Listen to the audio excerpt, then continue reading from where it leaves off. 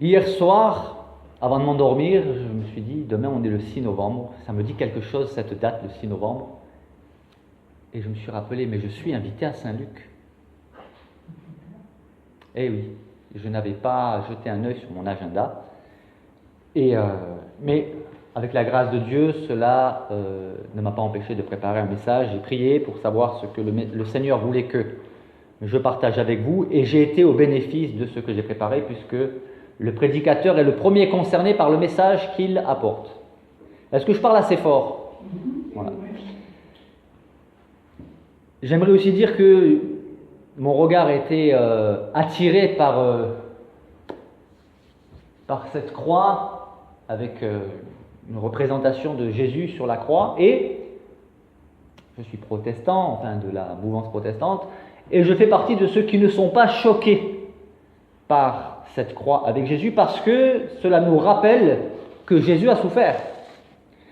Nous sommes fiers dans nos milieux de dire oui, mais Jésus est ressuscité, et nous avons tendance quelquefois à oublier qu'il a souffert. Donc voilà, je tenais à dire cela en introduction, sachant que Jésus a, à un moment donné, dit à ses disciples, « Vous êtes de ceux qui avez persévéré avec moi. Vous avez persévéré dans mes épreuves, et c'est le thème que j'ai eu à cœur de partager avec vous. La persévérance, une qualité indispensable que le chrétien doit manifester, développer, mais aussi recevoir de la part du Seigneur. Car le Seigneur est un Dieu de grâce qui nous donne ce qu'il nous demande de faire. C'est mystérieux. Et pourtant, c'est ainsi. Thomas Edison. Alors, qui connaît Thomas Edison? Vous connaissez.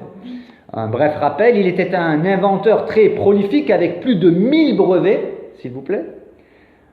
Il était scientifique et un industriel américain. Il a fondé la General Electric, l'une des premières puissances industrielles, et il a été pionnier de l'électricité et l'un des inventeurs du cinéma et de l'enregistrement du son. Eh bien, lorsqu'on demandait à Thomas Edison la raison de son succès, il répondait ceci, et cela suscitait en moi vraiment un intérêt spirituel. Je commence là où les autres abandonnent. Je répète, tellement c'est fort, tellement c'est puissant. Je commence là où les autres abandonnent.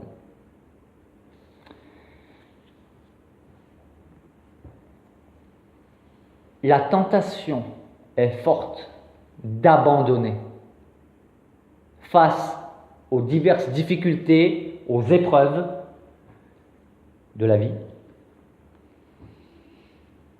Et pourtant, le Seigneur nous encourage à travers sa parole à persévérer. Je commencerai par une première lecture qui se trouve dans la lettre aux Hébreux, au chapitre 10, les versets 35 et 36. Je cite les références pour ceux qui aiment prendre des notes. « N'abandonnez donc pas votre assurance à laquelle est attachée une grande rémunération, car vous avez besoin de persévérance. » Pourquoi? C'est ainsi que je médite les Saintes Écritures. Vous avez besoin de persévérance, pourquoi? La réponse nous est donnée. Afin qu'après avoir accompli la volonté de Dieu, vous obteniez ce qui vous est promis. Alors, il y a la volonté de Dieu générale que nous révèlent les Saintes Écritures, avec de nombreux commandements du Seigneur, notamment le plus grand commandement qui est d'aimer le Seigneur notre Dieu et notre prochain comme nous-mêmes, mais il y a aussi une volonté particulière pour chacun d'entre nous. Le Seigneur nous confie une mission. Il y a des bonnes œuvres préparées d'avance. Pourquoi? Afin que nous les pratiquions. Mais le texte ici nous dit, vous avez besoin de persévérance. Et je pense que si les bénéficiaires de cette lettre avaient besoin de persévérance, je pense pouvoir dire qu'aujourd'hui, nous aussi, nous avons besoin de persévérance. La persévérance, c'est quelque chose qui se cultive dans une relation personnelle avec Dieu par la méditation de sa parole et par la prière. Donc Dieu, par l'intermédiaire de sa parole, la Sainte Bible, nous encourage à persévérer, et ce, dans de très nombreux textes où nous sont rapportés des enseignements, mais aussi des épisodes de la vie d'hommes et de femmes de Dieu qui ont eu besoin de persévérer et qui ont manifesté la persévérance. Alors, voici quelques domaines dans lesquels nous sommes appelés à persévérer, et c'est une liste qui est non exhaustive. Elle est loin d'être complète. Parce que sur le thème de la persévérance, il y aurait de quoi faire une série de 50 prédications. Donc aujourd'hui, je vous partage ce que j'ai relevé. Donc parmi les domaines dans lesquels nous sommes appelés à persévérer, j'ai mis en premier, parce que c'est celui qui m'est apparu en premier, la prière. La prière. Voyez-vous, nous sommes par nature des êtres qui sont très actifs. L'activité ne nous fait pas peur. Cependant, il y a un domaine dans lequel nous pouvons pécher, dans le sens de manquer la cible, c'est la prière. Et nous savons aussi que c'est l'enjeu principal de notre ennemi commun, l'adversaire qui s'élève au-dessus de tout nom, celui que la Bible appelle Satan, l'accusateur, qui fera tout pour nous empêcher d'avoir une vie de prière et une vie de méditation de la parole de Dieu. J'insiste sur les 2 points, parce qu'une vie de prière sans la parole de Dieu peut faire de nous très rapidement des mystiques, qui peuvent s'égarer dans tout et n'importe quoi. Il est important d'avoir une relation avec Dieu par la parole de Dieu et la prière. Lorsque nous prions, nous parlons à Dieu, et lorsque nous méditons sa parole, Dieu nous parle. Dans Luc chapitre 18 verset 1, lui, il y a une parabole. Jésus leur adressa une parabole. À qui? À ses disciples. Pourquoi?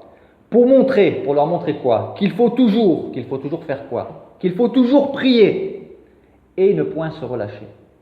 Pourquoi Jésus a-t-il enseigné à ses disciples cette parabole?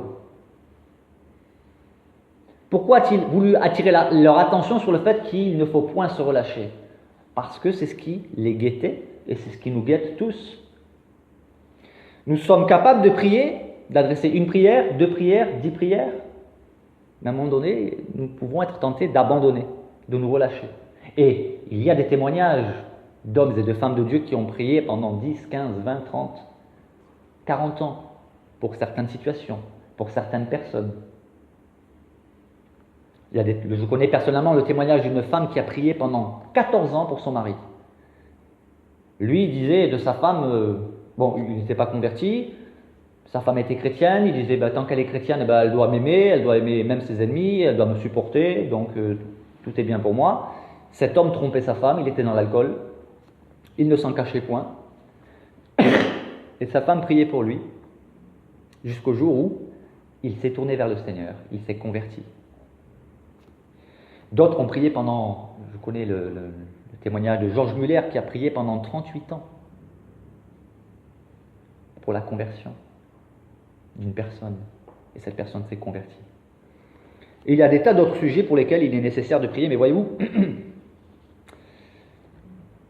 de mon expérience personnelle, je l'ai déjà expérimenté, je me suis relâché au bout d'1 semaine, après je me suis repris, j'ai prié quelques mois, 1 an, 2 ans, 3 ans, après je me suis relâché, il y a eu un moment où j'ai voulu abandonner, j'ai dit Seigneur, je ne veux plus prier pour cette personne. Ah bon? Oui, parce que je ne vois pas de fruits, et puis cette personne en plus dit du mal de moi, bref. Ah, et que dit la parole de Dieu, de Jésus, dans les prophéties? Il a intercédé pour les coupables. Oui, c'est facile de prier pour ceux qui nous aiment, mais prier pour ceux qui nous font du mal, ou prier pour ceux qui nous blessent. Il a intercédé pour les coupables, et alors un autre épisode qui m'est venu à l'esprit, c'est celui de Moïse. Je rappelle qu'on est dans l'Ancien Testament avec Moïse. Le peuple ne cessait de murmurer. Et Dieu, à un moment donné, dit « Écarte-toi. Je vais supprimer ce peuple. » Et Moïse, qui aurait pu dire « Seigneur, je me soumets à ta volonté », il devait en avoir aussi par-dessus la tête des murmures du peuple. Eh bien non, Moïse a intercédé pour ceux-là même qui murmuraient non seulement contre lui, mais contre Dieu. Et il a intercédé, et Dieu l'a exaucé. Romains 12, nous est dit « Réjouissez-vous en espérance, soyez patients dans l'affliction et persévérez dans la prière. »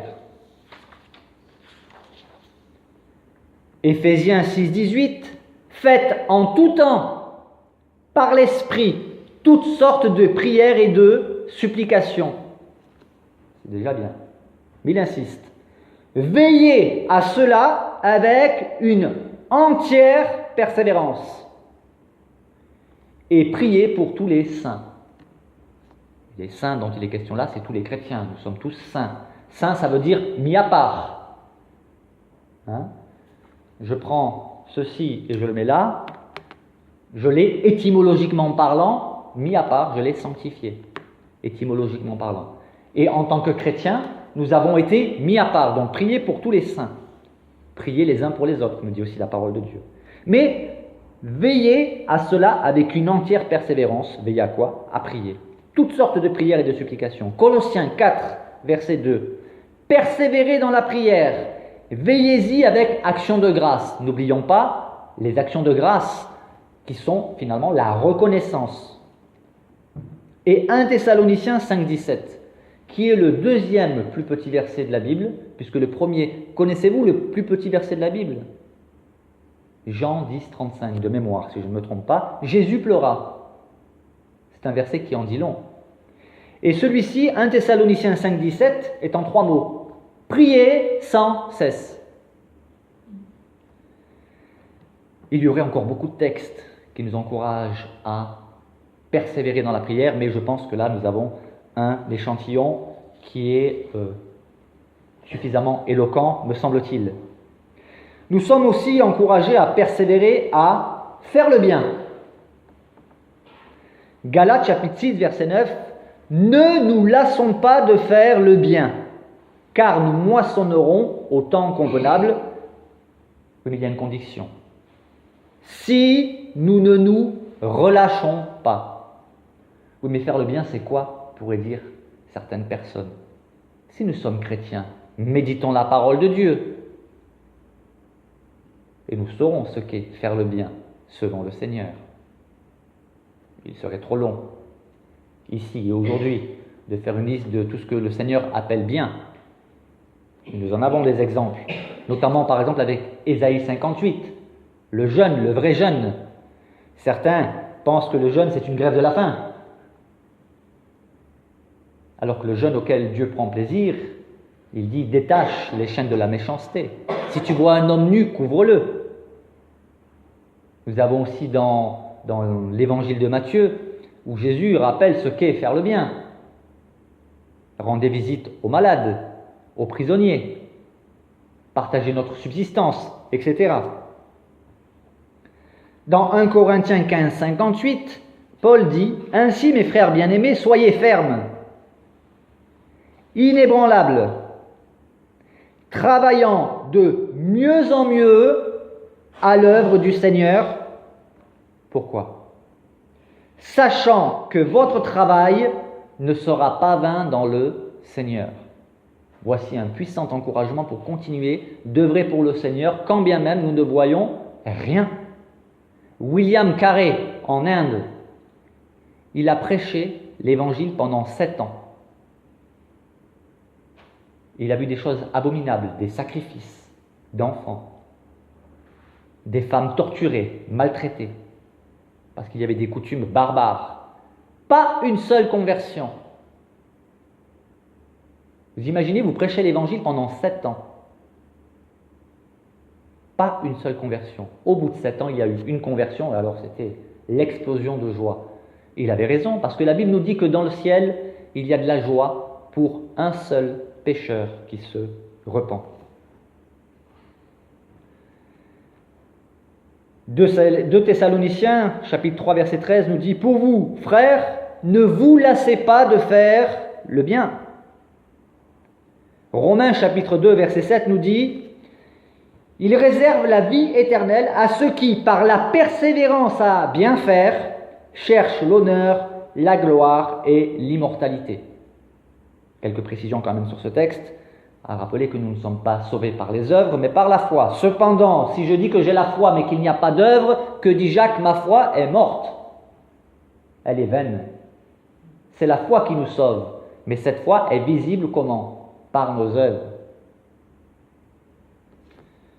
Et quand il dit que de chercher l'honneur, la gloire et l'immortalité, c'est auprès de Dieu. Chacun recevra de Dieu la louange qui lui sera due. Ne cherchons pas la louange des hommes. Cela a été un piège d'ailleurs pour plusieurs. Nous sommes aussi appelés à persévérer dans l'opposition. Qui ne rencontre pas de l'opposition? Et nous en rencontrerons encore davantage. Bien qu'ici, en Occident, nous soyons relativement épargnés, nous savons que dans les pays orientaux, être chrétien, c'est autre chose. La persécution fait rage. Mais nous pouvons constater, les années passant, que petit à petit, il y a cette tendance à vouloir nous fermer la bouche, à nous, chrétiens. Puisqu'il commence à y avoir des prises de position politiques qui ont un impact dans la vie sociale pour lesquelles les chrétiens commencent à réagir. Et on veut nous interdire de parler. Et nous devons persévérer dans l'opposition. Hébreux 12, chapitre 12, verset 3 nous dit, pour nous encourager, « Considérez en effet celui qui a supporté contre sa personne une telle opposition de la part de qui? De la part des pécheurs. » Pourquoi sommes-nous appelés à considérer celui qui a supporté contre sa personne une telle opposition de la part des pécheurs? Tout simplement, afin que vous ne vous lassiez point l'âme découragée. Qui est celui qui a supporté contre sa personne une telle opposition de la part des pécheurs? C'est Jésus. Il nous suffit de lire les évangiles pour constater quelle opposition il a dû supporter. Et pas seulement de la part de ses ennemis, pas seulement de la part des religieux. Il y a eu quelques épisodes où il a dû supporter l'opposition de ses propres disciples. Ne l'oublions pas. Veillons nous-mêmes à ne pas nous opposer au Seigneur, à ne pas nous opposer à sa volonté, à ne pas nous opposer à ses plans. Cependant, le verset là nous encourage à ne pas nous décourager si nous sommes victimes de l'opposition de la part de membres de notre famille, au travail, dans la société, peu importe d'où vient l'opposition. Et même l'opposition spirituelle. Mais là, il est fait mention de l'opposition de la part des pécheurs. Nous voyons que dans la persévérance, il y a plusieurs notions. Il y a la notion de patience. Il y a la patience active et passive. Je m'explique. Joseph, dans certains domaines, sa patience a dû se manifester par une attente de l'accomplissement de ce que Dieu lui avait annoncé par 2 songes. Il y a des circonstances, des événements sur lesquels il n'avait aucun pouvoir. Il devait subir et attendre. Cette patience en action devait aussi se manifester en action et on l'appelle aussi la persévérance. Il ne devait pas attendre sans rien faire. Il ne pouvait pas agir sur certains événements qui ne dépendaient pas de sa volonté, notamment l'accomplissement de ce que Dieu avait promis. Cependant, il devait travailler. Et, étonnamment, Dieu bénissait tout ce que Joseph entreprenait. Dieu avait accordé des dons extraordinaires à Joseph. Cependant, malgré tout, Joseph a été accusé même de viol, alors qu'il n'avait rien fait, il s'est retrouvé en prison pour viol. Il a dû supporter. Donc il y a la notion de patience active et passive, et j'aurais pu prendre encore pléthore d'exemples, puisque la Bible n'en manque pas. Il y a aussi la notion d'action dans le combat, par exemple. Nous voyons dans le livre des Juges, chapitre 8, verset 4, « Gédéon arriva au Jourdain, et il le passa, lui et les 300 hommes qui étaient avec lui. » Dieu avait choisi Gédéon, un agriculteur, je le rappelle, qui n'était pas donc un chef militaire, pour aller combattre les Madianites qui étaient innombrables comme le sable de la mer et qui ravageaient tout sur leur passage. Mais c'est Dieu qui a combattu. Mais il a choisi Gédéon. Et en guise d'armée, il lui a donné 300 compagnons qui sont allés combattre avec des cruches et des torches. Gédéon, avec son armée, son incroyable armée, donc sont arrivés au Jourdain, il passa le Jourdain, lui et les 300 hommes qui étaient avec lui, mais ils étaient dans quel état? Le verset nous dit qu'ils étaient fatigués, mais, car il y a un mais, poursuivant toujours. Quel encouragement à persévérer. Poursuivant toujours, fatigué. Qui n'est pas fatigué aujourd'hui? Si vous êtes en pleine forme, tant mieux. Avec mon épouse, nous avons connu plusieurs périodes ces derniers temps de fatigue. Fatigue physique, morale, psychologique, spirituelle. Mais par la grâce de Dieu, nous poursuivons toujours.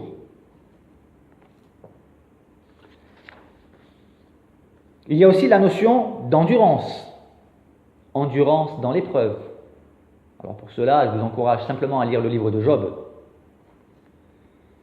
qui est une apologie de l'endurance au sein de souffrances dont il est difficile finalement d'imaginer la teneur. Lorsque nous lisons qu'il a perdu en une journée tous ses biens, mais tous ses enfants, nous avons du mal à nous faire une idée, ni même à imaginer ce que cela peut représenter sur le plan psychologique, émotionnel, spirituel. Il y a aussi la notion de confiance malgré tout. Il nous est dit d'Abraham qu'il espéra contre toute espérance. Ça veut dire qu'il n'y avait aucune raison d'espérer. Comment un couple d'un tel âge peut-il encore espérer avoir un enfant? Si ce n'est par une décision humaine que Sarah a décidé de prendre en donnant sa servante Agar à son mari. Et nous voyons tous les problèmes que cela a causés dans le foyer. Mais ce n'était pas le plan de Dieu. Il a écouté à ce moment-là la voix de sa femme. Alors est-ce à dire qu'il ne faut pas écouter la voix de sa femme? Non. Bon, bien que Adam aussi a écouté la voix de sa femme. Mais il avait la responsabilité de rappeler à sa femme les promesses de Dieu, tout comme Abraham. Oui. Vous savez, des fois on peut avoir une lecture très orientée. C'est de la faute à Ève. Oui, mais qui est responsable? Les hommes aiment bien être le chef et rappeler les textes qui disent que la femme doit être soumise, que l'homme est le chef. Oui, mais si tu es chef, tu portes aussi la responsabilité du couple. C'est de la faute à Sarah? Non. Dieu avait parlé à Abraham. Il suffisait à Abraham de dire non, je n'accepte pas. Dieu a fait une promesse, il la tiendra. Donc Abraham avait aussi sa part de responsabilité. Cependant, ils ont des circonstances atténuantes puisqu'il n'y avait pas de précédent. Nous, aujourd'hui, nous avons les Saintes Écritures. Nous savons que Dieu peut donner un enfant à un couple très âgé. Mais eux, ils n'avaient pas d'exemple sur lesquels s'appuyer. Cependant, le texte nous dit que Abraham, malgré tout, espéra contre toute espérance. Et nous pouvons nous retrouver bien des fois dans des situations où nous aurons besoin d'espérer contre toute espérance. La souffrance et les épreuves sont le lot du chrétien. Ne regardez pas comme une chose étrange, nous dit Pierre, d'être dans la fournaise de l'épreuve. Si nous considérons la vie de Jérémie, par exemple, qui a connu des souffrances terribles aussi, et qui pourtant a persévéré. Un texte à présent pour nous encourager encore. Dans 2 Corinthiens, chapitre 4, les versets 7 à 9, nous pouvons lire ceci, c'est Paul qui s'exprime, « Nous portons ce trésor, le trésor de l'Évangile, dans des vases de terre, afin que cette grande puissance soit attribuée à Dieu et non pas à nous. Nous sommes pressés de toute manière, mais non réduits à l'extrémité. Nous sommes dans la détresse, mais non dans le désespoir. Nous sommes persécutés, mais non abandonnés. Nous sommes abattus. Je répète, abattus. Le chrétien peut-il être abattu? Oui, l'apôtre Paul lui-même était abattu, lui et ses compagnons. Nous pouvons être abattus, mais non perdus. Tu sais quoi, le Corinthiens 2 Corinthiens chapitre 4, versets 7 à 9. La foi est le moteur de la persévérance. Et nous sommes appelés à persévérer aussi dans l'amour, le pardon, la sanctification, la consécration, l'obéissance, etc. Finalement, dans tous les domaines qui concernent la vie chrétienne. C'est d'ailleurs le programme de toute une vie. Mais il y a aussi, donc nous avons notre part à faire, mais Dieu ne nous abandonne pas. Si nous faisons notre part, il fera la sienne. Nous pouvons compter sur la grâce de Dieu, le secours de Dieu. En guise de conclusion, j'aimerais dire que la persévérance fait partie du programme de toute une vie, fait partie du programme de la sanctification, parce qu'il y a la sanctification qui consiste à mettre à part, mais il y a aussi cette sanctification qui consiste à manifester aux yeux de ceux qui nous entourent, aux yeux de ceux qui nous voient vivre, le fait que nous avons été mis à part, parce que Dieu ne nous met pas à part pour nous laisser juste là, et ne pas évoluer, ne pas grandir. Il a un but, le Seigneur, quand il nous met à part. C'est de nous faire grandir dans cette mise à part. Et cette croissance va se manifester par des fruits qui glorifieront Dieu.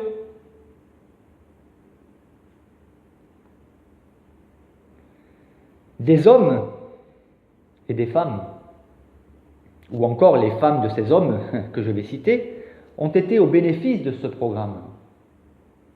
J'en cite juste quelques-uns qui font partie de l'histoire de l'Église. William Carey, dont j'ai parlé tout à l'heure. Lui, il a dû supporter l'opposition de la part des pécheurs, il a dû supporter le fait de ne pas avoir de fruits pendant plusieurs années, mais il a aussi dû supporter le fait que sa femme avait perdu la raison. William Booth, fondateur de l'Armée du Salut, qui a dû supporter les critiques des membres de son Église, qui a dû supporter de recevoir, lui et son armée, une armée qui combattait non pas avec des armes style épée ou mitraillette ou kalachnikov, mais les armes spirituelles. Ils ont dû supporter, lui et son armée, de recevoir des pavés, des rats morts, on leur tirait dessus, des chats morts aussi. Et il y a eu des coups. Il a eu maintes occasions de se décourager, et pourtant il a persévéré. William Wilberforce, alors je ne fais pas exprès, il y a plusieurs Williams, je suis aussi appelé à persévérer.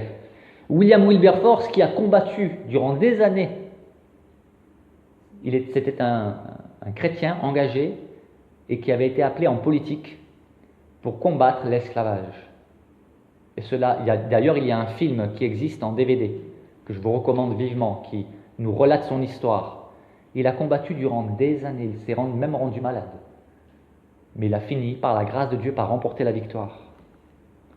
Hudson Taylor, parti en Chine annoncer l'évangile, il a dû supporter l'opposition et de nombreuses épreuves, et même de la part de chrétiens qui ont essayé de lui faire comprendre qu'il était un peu insensé de se rendre en Chine pour apporter l'évangile. Et Martin Luther, qui a connu des périodes de troubles spirituels d'une intensité rare. Il a dû persévérer.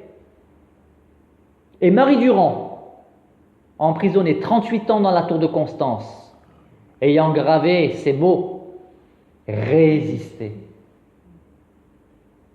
Ça, c'est de la persévérance. Donc Dieu nous forme et nous entraîne à la persévérance, et nous avons une merveilleuse promesse qui se trouve dans la première lettre de Pierre, et ça sera ma conclusion, chapitre 5, les versets 6 à 11, où Pierre écrit ceci. « Humiliez-vous donc sous la puissante main de Dieu, afin qu'il vous élève au temps convenable, et déchargez-vous sur lui de tous vos soucis, car lui-même prend soin de vous. Soyez sobres, veillez. Votre adversaire, le diable, rôde comme un lion rugissant, cherchant qui il dévorera. Et résistez-lui avec une foi ferme, sachant que les mêmes souffrances sont imposées à vos frères dans le monde. Le Dieu de toute grâce, qui vous a appelés en Jésus-Christ à sa gloire éternelle, après que vous aurez souffert un peu de temps, vous perfectionnera lui-même, vous affermira, vous fortifiera, vous rendra inébranlable. Voilà le programme de Dieu pour nous. À lui soit la puissance au siècle des siècles. Amen. Et je crois que Dieu vous adresse ce message à vous, mes frères et sœurs de Saint-Luc, ou Saint-Paul, ou Saint-Luc-Saint-Paul. Vous l'appelez comment, le groupe, finalement? Toujours Saint-Luc? Le groupe s'appelle Saint-Luc. Le groupe s'appelle Saint-Luc. Il reste Saint-Luc. Eh bien, je crois que... Même si nous sommes à Saint-Paul maintenant. D'accord. Je crois que Dieu vous adresse ce message pour vous encourager à continuer, car vous êtes persévérants, je l'atteste. Puisqu'il y a 25 ans, ce groupe existait déjà. En plus.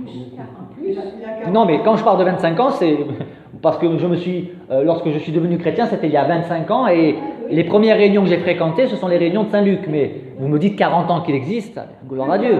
Plus de 40 ans, donc si ça, c'est pas de la persévérance. Donc je crois que le Seigneur a mis ce message sur mon cœur pour vous encourager à continuer, car vous êtes persévérants. Et quant à moi, bien, c'est une piqûre de rappel.